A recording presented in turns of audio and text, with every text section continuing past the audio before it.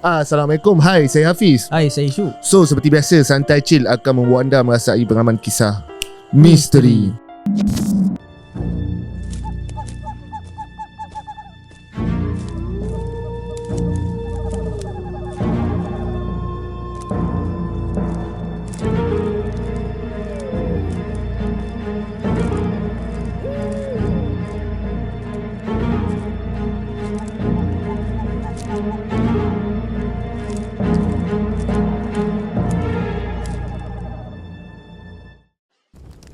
Bismillahirrahmanirrahim. Wa qur rabbi a'udzu bika min hamazatis syayatin wa a'udzu bika rabbi an yahdurun. Dan katakanlah, wahai Tuhanku, aku berlindung kepadamu dari hasutan syaitan-syaitan, dan aku berlindung kepadamu, wahai Tuhanku, supaya syaitan-syaitan itu tidak menghampiri. Okay guys, nampak aku berbual peluh dengan pakai spray mata hitam macam biasa. Aku masih sakit mata lagi hari ni, kau tahu tak? Aku okey. Kalau outdoor ni okey lagi lah. Yang tak boleh dalam studio. Okey, baik. Lama bila dah ada kat luar ni, Fiz. Pastinya kita punya guest datang lah. Betul lah. Kan? Bukan caller punya segmen. Betul. Yang kali ni tetamu datang depan-depan dan pastinya ramai peminat untuk segmen kali ni. Tapi sebelum tu jangan lupa like, share dan subscribe. Yang mana dah subscribe, thank you so much. Dan kepada korang yang belum follow our social media, boleh tekan link di bawah. Dan pada korang yang belum lagi nak sampaikan cerita kan, link WhatsApp bawah ni pun ada. Bagi tahu yang korang ada cerita seram nak kongsi Santai Chill. Nanti kita akan contact korang. Kita akan set jadual untuk kita casting. Betul. Dan malam ni Syuk, caller kita ni pun jauh juga. Betul. Dan yang pastinya aku selepas sesi beramah mesra kan, background dia pun boleh tahan, Mat. Ui, kata bukan calang-calang. So before this kita ada player Malaysia silat Eda tahun 90-an yang bercerita dalam Santai Chill. Dan hari ni juga background dia salah satu juga yang ada dalam Malaysia ni. Yelah dia okey lah, apa boleh bagi tahu kan. Okay. Dia mewakili chess dalam tim Malaysia. Lama. Kitchen Malaysia dalam Malaysia Bukan. Chess. Okey, taekwondo salah. Tapi dia coach. Dia coach untuk chess. Okey, banyak hebat. Jadi aku dah terkeliru mana satu kan. Tak apa, biar dia perkenalkan diri lah. Kita kat mana, Bis? Kita macam biasa. Sekarang ni kita disponsor di Kemunting Beach Resort. Daripada korang berminat nak datang ke Kemunting Beach Resort ni, kat sini fasiliti semua ngam. Ada laut, ada korang nak buat BBQ, ada bilik, ada kolam untuk anak-anak semua. Korang boleh datang. Tapi aku ada terbaca satu komen. Apa? Silap besar lah Santai Chill promote KBR ni mesti ada hantu. Tak ada, Mat. Tak ada. Ini orang sponsor. Kita review kenalah tunjuk tempat-tempat. Ini tempat dia lah ni. Dan kalau ada hantu buat apa, kita nak shoot sini, baik kita belah kan. Betul. Tapi apa pun memang kat sini selesa. Aku pun beberapa kali lah kan memang dah datang kat sini. Yang pastinya mandi laut percuma. Itu yang kita nak. Baik. So hari ni tadi kita dah tahulah background dia. Jadi kita bersama dengan siapa? Okey, kita nak buat masa kita minta. Itu dia. Kan. Okey, kita pun tak nak buang masa. Kita minta lah kita punya tetamu pada malam ni untuk perkenalkan diri dahulu. Assalamualaikum. Assalamualaikum. Boleh kenalkan diri? Nama saya boleh panggil Ben. Saya asal daripada Ipoh. Umur 26 tahun. Ben. Ben 10. Ben. Ni apa? Ben yang dengan Mira Filzah. Cinta. Alamak, Ben Amir. Macam-macam ada. Ben Laden pun ada, Ben 10 pun ada. Okey lah. Yang penting kita nama tak sama dengan kita punya tetamu atau caller sebelum ni. Kau tak pening aku nak tulis apa lah. Okey, perkenalkanlah latar belakang sebelum ni. Latar belakang saya dulu pernah mewakili Malaysia juga dalam taekwondo untuk 6 tahun. Lepas tu injured and saya tukar bidang lah, masuk ke bidang yang lain. Sampai sekarang, alhamdulillah. Baik. Jadi aku tak rasa cerita seram atau mistik yang nak disampaikan malam ni adalah berkenaan dengan taekwondo. Betul. Jadi pastinya setiap individu ada cerita masing-masing lah, ada pengalaman. Jadilah untuk malam ni kisah berkenaan dengan apa? Malam ni saya akan kongsi kisah tentang arwah mak saya. Dia kena sihir sampai meninggal lah. Oh, okey, sihir. Ini topik yang hangat. Betul. Dan ramai dibincangkan dalam kita punya channel. Betul. Kan? Baik, aku rasa aku dah tak nak tunggu lama. Dah rasa excited. So apa kata kita mulakan dengan cerita yang pertama. Untuk kisah yang pertama ni, dia tahun 2007. Mula dia 2007, hujung tahun lah, dalam bulan 12. Masa tu saya, arwah mak dengan adik, ayah tak ikut. Masa tu kami pergi ke Indonesia untuk bercuti lah, 3 orang dengan kawan-kawan arwah mak masa tu. Sebab masa tu mak saya dah mula macam tak sedap-sedap badan lah. Tak sedap-sedap badan, dia rasa macam berat-berat, dia rasa bisa-bisa badan. Ada jugalah panggil orang mengurut apa sekadar macam tu lah. Cuma dia kritikal dia apabila balik daripada Indonesia tu lah, selepas 2 hari lah lebih kurang. Cuma masa dekat flight tu, saya ingat sampai sekarang, masa dekat flight, masa nak balik tu lah, perjalanan balik, arwah mak saya dah cakap yang itu mungkin cakap percutian terakhir untuk kami sekeluarga. Mak dah cakap. Sampai sekarang saya ingat lah. So bila sampai dekat Malaysia dalam 2 hari tu je, saya ingat waktu tu asar, saya cakap Bilal lah kat surau kat rumah saya tu, kat taman. So saya pergi azan. Masa saya azan tu, kalimah pertama lah Allahu Akbar. Masa saya Allahu Akbar, terus ada dengar orang jerit dekat belakang, dekat rumah saya lah. Tapi saya tak tahu masa tu rumah saya. Cuma saya dengar orang jerit yang sangat-sangat kuat. Rumah saya nak ke surau tu lebih kurang 50 meter je, tak jauh mana. So boleh dengar lagi lah mak jerit. Tapi saya tak tahu lah mak saya masa tu. So saya teruskan juga azan sampai habis, solat apa semua. So saya balik. Masa saya balik tu, saya dengar lagi orang menjerit. Saya tak tahu lagi tu mak saya. Sampai je kat rumah, terus nampak ada jiran, ada macam masa tu dah kerumun lah, sebab mak dah macam gila masa tu, dah meracau-racau apa semua. So masa tu ayah ada call arwah tok wan saya. Arwah tok wan saya pun perawat.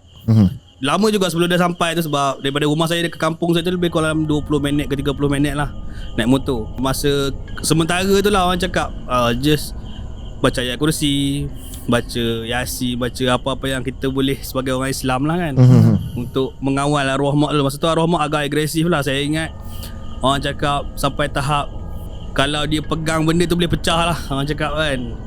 Dia kasar lah, dia sangat-sangat kasar. Okay. So masa tu kami tak syak apa-apa lagi. Kami ingatkan kerasukan biasa apa semua. Lalas arwah tok wan tu datang. Dia guna bahan-bahan biasa je, bahan-bahan macam lada hitam, garam. Tu standard lah kan. So dia gunakan tu. Alhamdulillah mak pulih untuk seketika tu saja. Pulih, dan bila dah sembuh tu, okay, kami dah masa tu tak dia punya katil kami tak dekat dia punya bilik lah, kami letak kat luar. Sebab risau apa jadi, so kami semua boleh pantau lah masa tu. So letak dekat depan pintu lah, kira macam pintu saya. Lepas tu sederet tu ada macam almari sikit. Lepas tu mak kat situ lah. Start pada situ lah dia punya kisah tu jadi berlarutan lah. Berlarutan. Untuk first day tu sebenarnya tak ada apa sangat pun. Dia tak adalah kata heavy sangat. Dia just kacau tu sekali, lepas tu dia relax. Cuma lepas maghrib tu ada jugalah macam-macam sekejap-sekejap. Just macam tu je. Cuma masuk bila hari kedua, hari ketiga tu dia mula. Dia akan mula bagi salam. Jawab salam. Jawab salam sendiri tiba-tiba. Jawab salam tiba-tiba. Dia tak ada macam kalau kita dengar orang jawab orang bagi salam, kita jawab salam kan. Ini pukul 2 pagi, siapa bagi salam? Okey. Tak ada siapa. Memang saya pun tak dengar, ayah pun tak dengar, adik pun tak dengar. Memang dia tiba-tiba salam. Sat ni nak ambil tudung bla bla bla. Ayah saya macam siapa mari? Kata tu ada orang belakang rumah kita mari nak jumpa ni apa semua. Lepas tu ayah saya pun marah lah. Dia cakap siapa nak mari malam-malam buta. Kalau mari pun orang cakap mesti bagi tahu apa semua kan. Ini tak ada. Memang orang cakap dia jawab salam and dia cuba bangun untuk buka pintu, tapi ayah tak bagilah. Okay, tu untuk 2-3 hari pertama dia just kacau-kacau yang macam tu je. Meracau siang-siang tu ada lagi lah. Masuk hari dah seminggu lah, saya rasa lebih kurang seminggu lah lebih kurang. Start masa ni mak satu hari tu saya ingat saya pergi Orang panggil sekolah agama, Kafar. Okey, saya balik Kafar. Tiba-tiba mak saya tak ada rumah, ayah saya tak ada rumah. Saya balik-balik sampai-sampai, carilah kan, mana ayah mana mak, nak masuk rumah tak boleh, kunci tak ada. Tiba-tiba jiran sebelah rumah panggil, abang mari sini. Kata kenapa? Mak sakit kata, kena stroke. Mak sakit kena stroke dia kata. Masa tu memang ayah saya balik dalam pukul 8 malam macam tu, ambil saya dengan adik bawa pergi hospital dekat kecemasan. Mak saya memang tak boleh bercakap, tak boleh apa. Lidah jadi pendek. Lidah jadi pendek je. Just macam tu je. Okay. So masa tu darah dia pun dah jadi, tak silap saya 190 lebih ke 200 something. Sangat-sangat tinggi. Memang dah cakap level dia terlampau tinggi lah untuk darah tinggi dia tu kan. Cuma yang ajaibnya, okay, hari ni masuk hospital kan, esok tu sarapan elok. Okay. Boleh bercakap, boleh bersembang, boleh makan macam biasa. Tak ada tak ada dah. Dia je macam sembang macam biasa. Abang, adik, mak ni. So kami pun macam semalam kena stroke, tapi hari ni dah elok. Apa yang jadi kan. So ceritanya keesokan je tu, kayak lusa tu lah, lepas mak masuk hari ni, esok tu masih dalam rawatan. Lusa tu keluar. Okay, lusa tu keluar. Bila keluar balik rumah kena kacau lagi. Yang ni memang agak ekstrim lah. Orang cakap masa tu kami panggil perawat daripada sekitar-sekitar kampung juga, mari rawat. And saya tak boleh lupa sampai hari ni. Agak sedih lah untuk saya, sebab depan mata saya bila mak saya dirawat tu, mak saya muntah darah. Muntah darah yang bukan darah macam kita, darah merah kan. Ini darah dia hitam, pekat, berkeladak. And dalam darah tu ada rambut, ada jarum masa tu saya ingat. Lepas tu ada macam, saya tak tahu binatang apa, tapi macam binatang lah, tak tahu lah serangga ke apa kan, saya tak ingat. Cuma yang saya ingat tu lah, bila darah tu keluar tu, mak saya memang terus collapse. Mak saya memang tak terus, orang cakap tak sedarkan diri. Tak sedarkan diri lah. Memang tak sedar langsung. Tumbang. Okay, perawat tu pun balik lah, dah tawa-tawa apa semua. Okay, dia balik. Lepas dia balik dalam pukul 1 ke 2 pagi macam tu, tiba-tiba dia sedar, dia jawab salam lagi. Dia jawab salam lagi. Salam, bukan salam. Ajak nak buka pintu apa semua. Dia suruh saya buka pintu, dia suruh ayah buka pintu. Saya tak bagi. Masa tu lah saya nampak. Masa tu saya nampak, masa dia jawab salam, kira masa dia jawab salam tu, saya tengok ke arah tingkap. Tingkap tu sebelah mak saya lah, bersebelahan dengan mak saya. Daripada tingkap ujung tu, benda tu berjalan sampai ke pintu tepat, terus mak saya jawab salam. Terus mak saya jawab salam. Dia tak adalah kata kelibat tu nampak macam pontianak ke apa, tak ada. Dia just bayangan. Lalu sampai depan pintu, terus mak saya jawab salam. Terus dia suruh saya buka pintu. Maksudnya nampak daripada kelibat tingkap tu lah. Daripada tingkap tu saja. Okay, so dia tingkap-tingkap lama, faham? Tingkap yang ikan aku. Dia tingkap tu. So kita boleh nampak jelas kat belakang, sebab rumah saya depan tu ada lampu jalan ni tau, yang warna oranye tu. Rasa nampak bayangan dia tu lah. Sampai kat depan tu, mak saya jawab salam. Bila ayah saya marah-marah, tiba-tiba lah, saya ingat dalam masa tu dalam lebih kurang dah pukul 4 lebih kurang. Belakang rumah saya, belakang tu lorong gelap tau. Memang belakang tu banyak kisah lah cerita dia. Bapak pintu ke belakang kami ni jenis besi tau. Jenis macam rumah lama kan, dia punya pintu belakang selalu besi, pintu store tu kan. So pintu tu diketuk sampai nak roboh. Ketuk. Masa tu saya ada rumah, saya ingat gitu, saya berdiri belakang. Bilik dia paling hampir lah dengan pintu tu. Tok saya berlari mari depan. Abang, dengar tak? Soalan dia, abang dengar tak? Dengar. Tanya ayah pula, dengar tak? Dengar. Tak apa kata. Ayah kata tak apa. Sat kata. Ayah pergi dengan kain plekat dia, dengan diikat-ikat plekat macam orang gangster kampung lah orang kata kan. So dia pergi belakang, dia bawa satu, kat rumah saya ada satu pedang. Pedang ni kami panggil pedang Sarawak. Pedang Sarawak ni bukan calang-calang lah. So ayah bawa pedang tu. Dalam hati saya cakap, kalau hang betul-betul ada depan mata aku, hang keluar. Ayah cabar. Buka-buka kosong. Buka-buka kosong. Tak ada apa. Kelibat ke apa, memang tak ada. So tu cerita, tu kacau-kacau dia dari segi kacau macam tu lah. Lepas tu lebih kurang ada sekali lagi tu, lebih kurang macam seminggu lepas tu kot, mak saya masuk lagi hospital. Kisah yang sama, jadi yang benda yang sama, stroke, darah sampai 190 lebih kat 200. Masuk hospital, yang tu lagi best. Masuk hari ni, esok keluar. Tak kena stroke kan? Kena stroke. Esok dah normal balik. Esok tu normal. Boleh bercakap macam biasa. Okay. Tapi start dah situ mak saya dah start. Orang cakap macam mana, orang kata dah low lah. Dah badan dia berisi, dah kurus. Dah start. Dia tak adalah cengkung, dia cuma kurus daripada biasa lah kan. Masa yang balik kali kedua tu, ayah saya panggil yang lebih orang kata apa, lebih arif lah. Dia orang cakap anak didik antara tok guru yang hebat lah kat Malaysia ni. So dia mari berubat, mari berubat arwah mak. Masa tu saya ingat 3 orang dia bawa mari. Dia dengan pembantu-pembantu dia lah, 2-3 orang. 3 orang termasuk pembantu dia mari dah buat mak. Okey, masa tu baru kami tahu ada yang menghantar. Masa tu baru kami tahu ada yang menghantar. Yang hantar tu kawan arwah mak, kawan baik. Saya sendiri pun kenal. Mama cakap dia jiran ni, dia selang lebih kurang 5-6 biji rumah je sebenarnya. Tak jauh, dia satu sekolah dengan mak. Tapi masa tu kami tak adalah kata nak serang dia, kami tak ada. Kami tahu tu, kami just macam tak apalah, mungkin betul, mungkin tidak. Kami fikir macam tu je lah. Cuma yang saya ingatnya, bila dia sebut-sebut nama orang tu, bila kena kunci, kena apa, dia mulalah jerit nama hamba Allah tu kan. Jerit. Tapi orang kata start masa tu memang mak saya dah kritikal sangat. Kritikal tu bukan macam mana. Contoh, macam dia dah tak larat tau. Dia dah tak boleh bangun, dia tak boleh nak berjalan, tak boleh dah. Tapi bayangkan, antara tengah-tengah sakit tu pun, contohlah situasi tu ayah saya tengah macam lembapkan badan mak lah, guna kain basah kan. Tengah lap-lap badan mak, tiba-tiba tak ada angin, tak ada ribut, mak tolak ayah melambung 3-4 meter. Melambung. Bukan melompat lah. Maksud dia ayah tu berguling ke belakang.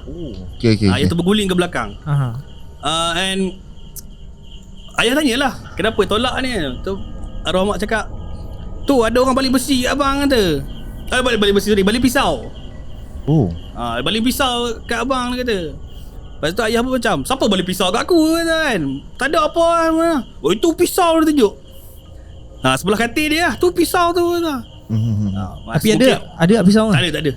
Kami tak nampak pun. Lepas tu dekat almari sebelah mak tu, dia ada pemegang tau. Okay, so pemegang, boleh tahu lah almari lama-lama macam mana pemegang dia. Dia macam ada bentuk corak-corak sikit tu kan. Okay, corak-corak tu mak kata patung. Patung yang macam mana? Patung siam. Okay, faham. Patung siam yang jenis macam berbentuk macam dia orang punya tu lah, saya malah nak sebut lah kan. Kita takut sensitivity. So bila mak cakap macam tu, lagilah kami macam ada something lah orang cakap kan. Mungkin bukannya biasa-biasa. Maksud dia mungkin ada, memang betul ada orang hantar. And lepas tu kami panggil seorang lagi perawat, mari juga rumah. Yang ni dia sendiri kata memang betul orang yang sama juga. Dia cakap orang yang sama yang buat arwah mak. And dia cakap guna bomo siam. Dia guna bomo siam.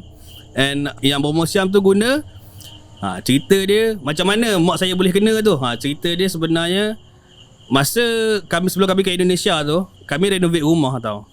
Kami renovate rumah. So renovate rumah kat tepi, kami rumah teres. Rumah saya corner lot. Okay. So tapi tu tanah sangat-sangat besar lah. Saya boleh buat kat badminton, boleh bayang punya besar dia punya tu.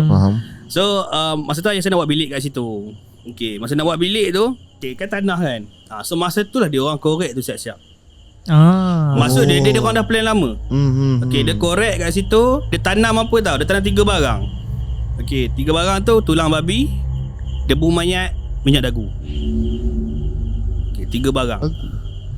Okay, nak ceritanya, okay, dia tanam waktu tu.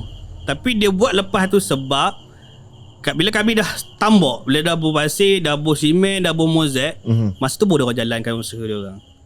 Dia orang tak jalankan immediate, sebab kalau immediate mungkin kami boleh ambil lagi. Betul. Kan, ini nak cara kan kami nak pecahkan mozek tu balik. Tak logik lah cerita dia. So kami biar sampai sekarang ada kat rumah saya, alhamdulillah. Sampai sekarang masih ada. Sampai sekarang, cuma kesan dia tu, sakit saya cerita kesan dia kepada keluarga kami selepas mak meninggal lah. Bila dah tahu macam tu, kata tu dah ke hujung-hujung hayat arwah mak lah, nak hujung hayat dah. So masa hujung-hujung tu, dia sekali lagi masuk ke hospital. Ini terakhir lah masuk hospital. Itu selama seminggu lebih, seingat saya. Pun sama juga asas-asasnya kena stroke. Okay, lepas tu masuk tu dalam 2-3 hari doktor cakap kena kanser. Okay, doktor cakap kena kanser. Tapi tak tahu kanser apa. Memang tak tahu sampai dia meninggal, tak tahu. Yang paling saya ingat, masa dekat hospital tu juga ada seorang hamba Allah yang datang, dia tok guru. Saya tak nak mention lah siapa. Dia mari rawat arwah mak sebab yang apa nama kata pelajar dia tadi tak boleh nak selesaikan kan. So dia datang, dia tengok arwah mak, dia kata apa? Mak ni tak lama dah. Mak ni tak lama dah. Okay. So masa tu saya pun macam tak apalah, lebih daripada mak seksa, baik dia meninggal. Okay. So lepas 2-3 hari, tak ada 2-3 hari lah, lebih kurang dekat seminggu lah, saya seminggu lah assume kan. Dia datang tu, mak meninggal. And mak meninggal, yang saya tak boleh lupa lah sampai sekarang. Sebab masa mak meninggal tu, saya seorang je dalam tu. Dalam apa nama, bilik tu, dengan doktor-doktor, dengan nurse-nurse lain lah. Okay, yang lain semua kena halau. Yang semua kena halau sebab alasannya masa tu saya baca Yasin. So ayah saya cakap, duduk dalam lah, baca Yasin kat dalam kan. So doktor tu berizinkan. And saya tengok apa yang, lepas mak saya meninggal tu, saya tengok apa yang doktor tu buat. Doktor tu bedah badan mak saya untuk ambil sampel lah, untuk buat postmortem. Satu titik darah pun tak ada. Langsung tak ada darah? Tak ada darah. Urat-urat dia pecah habis. Urat-urat memang pecah. Memang muka mak masa tu dah pucat dah. Orang cakap masa kritikal tu pun kami pun cakap ni tak ada dah. Orang cakap kan dah memang habis lah. Sebab pagi tu sebenarnya ada kisahnya. Sebab mak sedar tau pagi tu. Mak sakit dah seminggu tu, mak sakit gila-gila punya, tak tahan lah. Dah teruk sangat. Pagi tu mak sedar, mak minta ayah beli Milo, beli roti untuk nak makan. Lepas tu dia cakap kat ayah, baliklah ambil abang dengan adik. So ayah saya balik ambil kat rumah, ambil dengan nenek saya sekali, ambil sampailah kat hospital tu dah teruk sangat-sangat dah. Dah kritikal lah, memang tak ada harapan lah orang cakap kan. Dah pakai apa nama, oksigen yang pump tu lah. Lepas tu orang cakap lepas habis je tu, saya tengok tu macam saya cakap tadi lah, yang postmortem tu dia belah sikit bahagian perut. Saya ingat dia belah bahagian perut. Memang jelas. Kalau kan urat-urat kita kan, kalau kita belah kan kita nampak ada darah yang mancut apa semua pada urat. Ini memang darah tu dah tak ada. Lepas tu urat dia tu bukannya warna hijau yang kita selalu tengok, tapi dia warna dah macam pucat-pucat dah macam, memang macam ibarat macam benda tu dah lama tak ada pun sebenarnya. Macam dah reput lah orang cakap. Itulah mak saya meninggal sampai sekarang lah. Cuma kesan dia tu masih memberi makna kepada saya lah. Sebab barang tu satu masih ada dalam rumah. And benda tu yang menyebabkan kami macam huru-hara sikit lah sebenarnya. Dia bukan ganggu sekadar roh mak, tapi kami sekeluarga kena ganggu. Sampailah sekarang masih kena ganggu cerita dia. Dia bukan kena ganggu hantu apa tau. Dia just macam memecah belahkan. Faham. Maksudnya barang 3 tu masih ada lagi? Masih ada sampai sekarang. Memang tak nak buang ataupun dilupuskan menggunakan kaedah? Dia cerita macam ni lah. Bila benda tu dalam tanah, kita dah buang mozaik, kita dah buat apa, so rumah tu pun dah diduduki dah pun. Sekarang kita nak korek balik, nak menyemakkan balik rumah tu, mata-mata nak ambil benda tu balik. Lagi pun tak tahu kat mana pun benda tu kan. Tak ada ke tak ada ke sekarang. Tak sure. Okay. Panjang ni kalau nak tanya. Panjang. Sebab dia memang panjang. Okay, soalan aku lah, macam tadi kan kau ada jumpa, bukan kau lah, dengan keluarga ada jumpa beberapa perawat kan. Yes. Lepas tu dia bagi tahu pelakunya.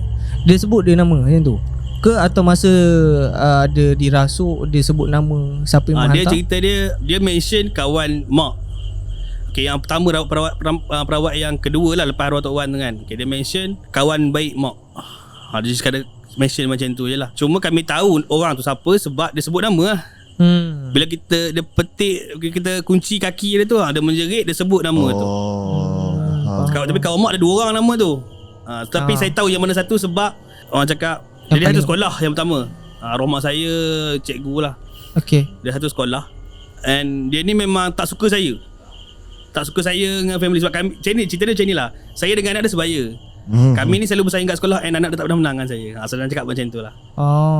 Okay. Lepas tu mak saya pula jenis orang cakap disayangi kelompok dia. So orang mungkin dengki lah. Sebab mak saya masa tu nak dapat jawatan penolong kanan dah masa tu. So dia pun tengah untuk benda yang sama, untuk jawatan yang sama. So mungkin kat situ lah. So kiranya pelakunya pun jawatan cikgu juga lah. Cikgu juga. Hei lama aku apa punya cikgu lah. Tak tanya. Cikgu ajar apa? Takut cikgu agama nanti. Cikgu agama lagi jam ni.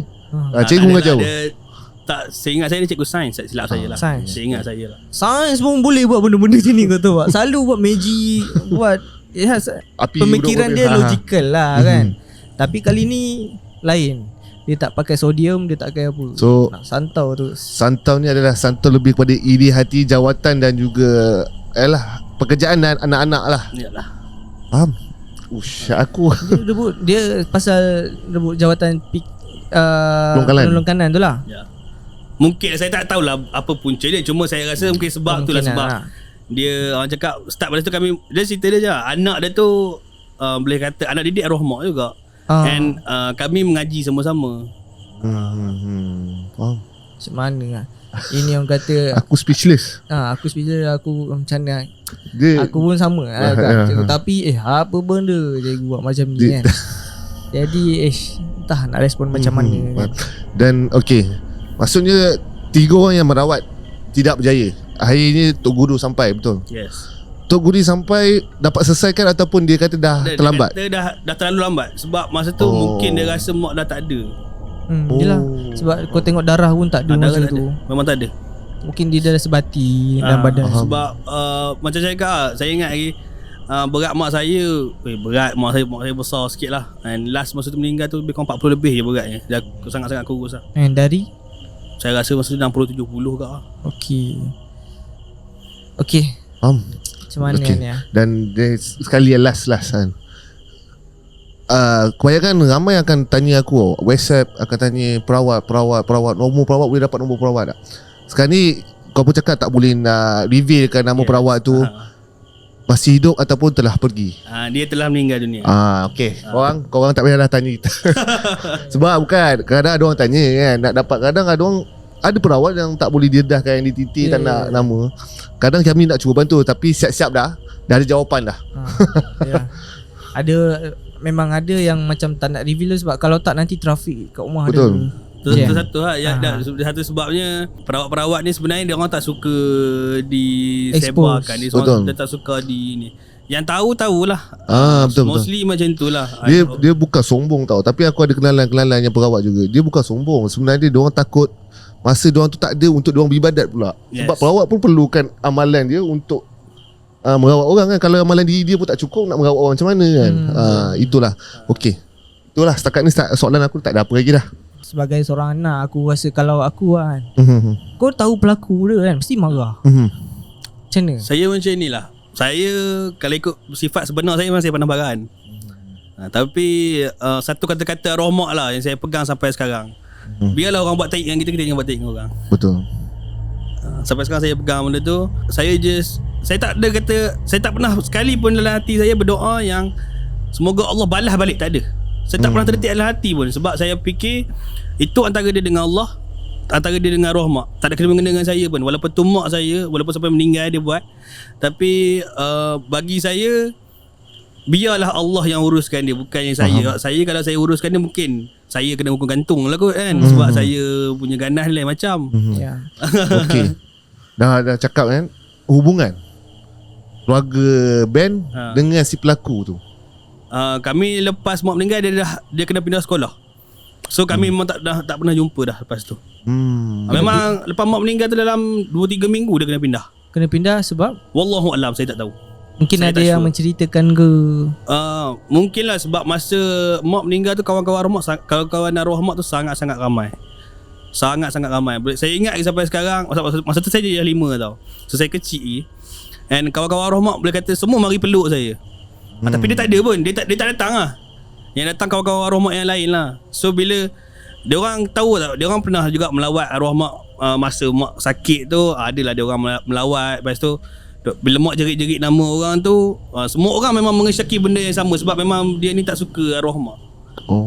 So orang-orang lain pun macam padlaukan dia lah. Lebih kurang macam tu Lagi satu, kau tak datang, nampak sangat kan? Berlakon kena real man. Kalau datang kena menyepak. Yelah, sebab masa tu aku faham emosi kau mesti geram gila. Betul. Kalau aku pun mesti aku datang rajang lah. Mungkin aku serang rumah dia. Masa tu pun saya menangis teruk lah sebenarnya. Tapi ada seorang pakcik, saya tak kenal pakcik tu. Tapi jujur saya cakap, saya jumpa pakcik tu 5 minit Lepas tu dia hilang pergi mana saya tak tahu. Pakcik tu datang kat saya, dia je cakap, ingat mak awak meninggal, awak dah jam 5 kata. Nabi mak dia meninggal masa umur 6 tahun. Lagi sedih kan Nabi tu kata. So saya pun macam start tu saya slow down lah. Tapi pakcik tu 5 minit saya jumpa. Saya tak tahu pergi mana. Saya tak tahulah dia pada mana. Tiba-tiba dia ada kat bilik mak saya tu. Lepas tu dia hilang. Wallahualam lah. Tu bukan saya tak katalah tu malaikat ke tu hamba Allah ke mana-mana. Saya tak pun cerita lah. Tapi berkat pakcik tu lah saya boleh orang cakap kontrol emosi saya. Saya tak melanggar teruk-teruk. Saya anggap saya redha. Walaupun masa saya kecil lagi, tapi saya memahami lah. Walaupun yalah saya manja dengan arwah mak. Saya sangat-sangat manja dengan arwah mak. Daripada kecil ikut arwah mak, pergi ke sana pergi ke sini. Sekolah rendah pun masa 6 tahun pun ikut arwah mak. Faham. Okay, ini last. Okay Tadi lah. kau last kan? Ini Melayu punya last, okay. Okay, lepas pemergian arwah mak, kau cakap benda tu masih ada dalam rumah. Yes. Dan masih diganggu. Yes. Kan? Jadi adakah gangguan tu dia ada tertumpu pada kau seorang ke ayah ke? Yalah, dia ada target. Jadi ataupun dia secara general, dan apa usaha kau untuk clearkan semua benda ni? Dia macam ni. Dia kacau-kacau. Dia tak adalah kacau orang cakap. Adalah sekali macam masa tu mak saya meninggal hari kedua. Masa tu mak ngah saya pun duduk rumah. Ramailah adik-beradik arwah mak turun apa semua kan. Masa tu saya terbangun awal tau. Saya terbangun pukul 4.30. Kata cakap saya Bilal kan. Selalu saya bangun pukul 5.30 subuh. Saya bangun nak pergi azan subuh. Tapi hari tu saya bangun pukul 4.30. Tak tahu siapa yang kejut saya ke apa, saya tak tahu. Saya seorang tidur dalam bilik tu tau. Bilik yang ditanam benda tu. Okay. Bilik yang ditanam benda tu. Saya tidur dalam bilik tu. Yang lain semua tidur luar. Saya seorang dalam tu. So nak ada ceritanya, saya mandi. Yalah mandi lah, kita bangun-bangun pagi kan. Okay, mandi. Masa mandi tu okay, boleh bayang kot. Dalam tandas tu belakang ada tingkap yang macam aku punya yang apa ni, yang melekat je tu kan. Okay. Tengah mandi, tiba-tiba dengar sebut nama saya. Dia sebut first lembut dia panggil. Lembut, santai, kita pun tak berantak dengan kau lah, aku nak mandi. Mandi. Tambah mandi, kali kedua dia panggil. Kali ni keras sikit. Cuba buat bunyi. Nama saya pula jadi. Dah bagi nama samaran lah. Dia macam, kalau first tu dia macam Ben, dia panggil. Yang kali kedua dia macam Ben, ada start macam tu dah. Yang kali ketiga dia jerit. Dia macam bukan jerit, ni dia jerit suara yang kasar lah. Macam Ben, dia macam keras lah kan. Yang kali ketiga tu saya tak layan lagi. Saya mandi macam biasa. Yang tiba-tiba dengar bunyi paip pecah. Tapi bunyi paip pecah tu tak tahulah bunyi pada mana. So saya pun dah takut lah cakap kan. Saya tutup pilih air, saya keluar. Pakaikan pelekat, pakai t-shirt, pergi ke ayah. Berkata, ayah, abang nak pergi solat, nak pergi surau. Kata ayah saya pun bangun lah. Tak apa, pergi lah dulu. So saya bangun, pergi keluar pintu depan. Okay, keluar pintu depan. Rumah saya, rumah saya sini. Belakang ni lorong kecil lah, lorong belakang rumah. Lepas tu ada rumah sebiji lagi. Jalan surau. Okay, so saya keluar dari depan. Keluar sampai kat lorong tu, lorong belakang tu. Saya terdetik hati. Tak tahu kenapa saya teringin nak tengok. Saya macam apa yang panggil aku tadi. Dia macam tu lah, budak-budak kan. Dia 5. Mesti nak tengok kan. Mesti nak tengok kan. So tengok sekali-kali.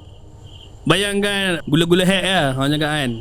Kalau saya sebut pocong kan, selamba saya tak kisah kan. Dia betul-betul, kepala dia betul-betul dekat lubang yang mandi tadi tu. Bayangkan tinggi dia macam mana kan. Agak tinggi lah rumah saya, sebab rumah saya tinggi sangat tau. So kepala dekat situ sampai ke bawah, sampai ke lantai.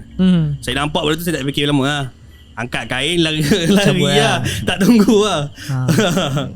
Teruskan jadi Bilal. Terus jadi Bilal agak. Penat-penat pun jadi tak apalah, sebab saya sampai pun 5 suku lebih kurang. So Mazam 5.5. So ada 15 minit boleh santai-santai lagi lah cakap kan.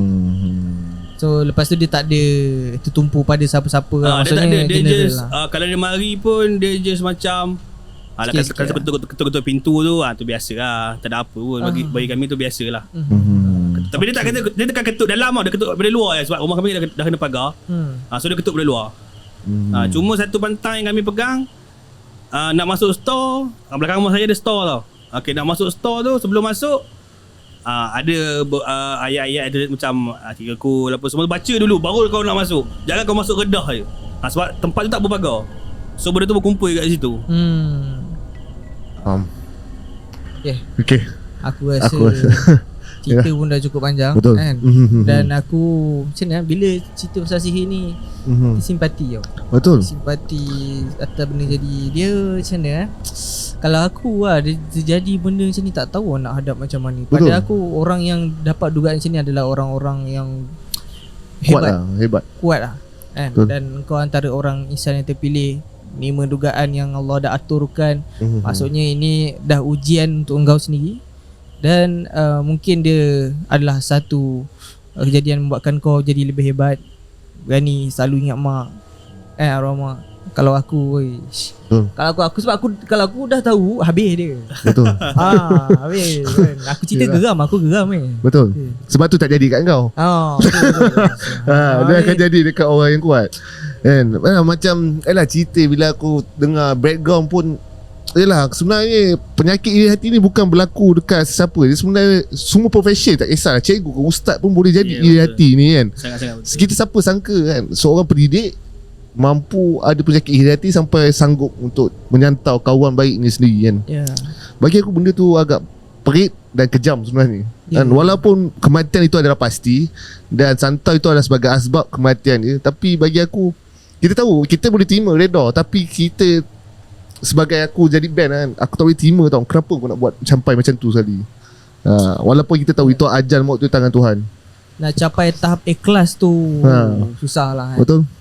Alright. Okay, hari pun dah hujan. Hari dah hujan. Aku tak tahu audio macam mana. Okay, baik. So terima kasih kerana sudi datang ke Melaka dari jauh kan? Dan kami juga nak berterima kasih pada para pendengar yang sudi mendengar dari awal sampai habis. Jadi dah datang jauh-jauh ni dan ada kisah yang tersendiri yang menyentuh hati, pastinya ada sepatah dua kata nak kongsi dengan para pendengar Santai Chill. Pada saya lah, kalau andai kata kita yang diuji, katalah kita yang family kita yang kena sihir ke, kena santau ke apa ke, berubat, usaha tu usaha. Tapi andai katalah ajal datang dulu, ajal yang menjemput dulu, jangan sesekali kita balas. Sebab itu semua biarlah kita orang cakap ikhlaskan dulu. Sebab nanti Allah yang akan tentukan dia tempat dia kat neraka. And Allah pun dah berjanji, dosa-dosa syirik ni antara dosa yang takkan diampunkan ya. Betul. Dan takkan bawa hidup bau syurga pun. So biar Allah yang selesaikan. Bukan kita yang memandai-mandai nak gunakan emosi, nak gunakan kekuatan kita untuk memusnahkan orang tu sendiri. Betul. Okay, baik. So tu satu pesanan yang hebat lah, hebat. Betul. Pada orang yang diuji hebat. Dan insyaAllah kita doakan semoga arwah mak saudara kita ni ditempatkan di kalangan orang yang beriman. Dan kita doakan juga pada orang yang mungkin sedang struggle dalam ujian yang sama dihadapi. Dan pada orang yang berniat mempunyai hasad dengki, kita doakan supaya hati tu dilembutkan, di apa orang cakap, ubah. Kan? Kita nak ubah orang tak boleh, kita cuba nasihat. Jadi harap cerita ni dapat jadi pengajaran supaya benda ni, yelah orang cakap, nanti cakap lah zaman moden mana dah ada benda sikit-sikit ni kan. Tapi inilah hakikat dia. Betul. Apa yang kau cakap tu betul lah. Macam aku cakap, macam aku pesan tadi, sebenarnya benda boleh jadi kat semua. Tak kisahlah dia ustaz ke apa. Bukanlah aku nak kecam ustaz ke tak. Maksud aku benda dia terjadi di semua. Sebab kita manusia kan, kita bukan Nabi yang ada sifat baik seperti mana yang dijadikan lah. Jadi sampai sini saja.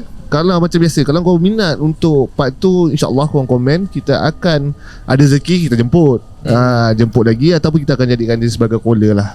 Betul. Dan seperti yang korang dah tahu lah sebelum kita nak habiskan, jangan lupa kalau suka dengan video kali ni, like, share dan subscribe. Yang mana dah subscribe, thank you so much. Jumpa di next video. Assalamualaikum.